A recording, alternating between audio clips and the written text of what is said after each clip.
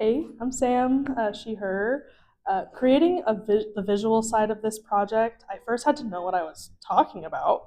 So I read Dodd's 50-year history of Portland State University. And from that, what I kind of got was that students were stick figures. They were just background characters to like the faculty and the professors, which are great. I love them. Shout out Patricia. But it just wasn't really what I think we wanted. This exhibit is in Smith Student Union.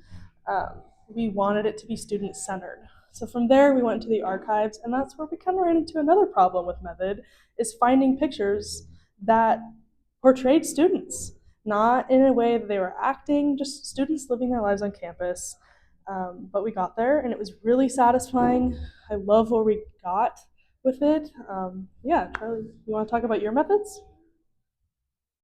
So I've been spearheading the online component of the exhibit, and so I'm using a website developer to transform the vision that Patricia and Sam have had into something that is more interactive online.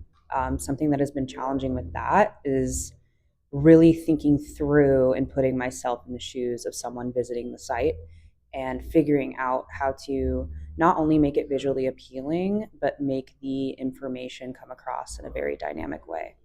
However, what's been very rewarding and exciting about designing the online component is I think there is a lot more room for creativity in animation, and we're thinking of adding some kind of music for when students are able to look through the actual photographs. So for that, it's very exciting, and I feel like I'm able to flex a creative part of my brain that you don't always get the opportunity to do in academia. So I think that's been the most rewarding part of it, and also just kind of my thought process in transferring all this over into an online space. And to piggyback off that, an online space allows us to have like this interaction with you, the guys, the viewers, that it's really hard to just in a hallway. And it also leaves like this permanence that this archive is here, but it's changing and it can grow. That necessarily a wall can't do. So yeah, thank you for listening to us about our exhibit here at Smith Center.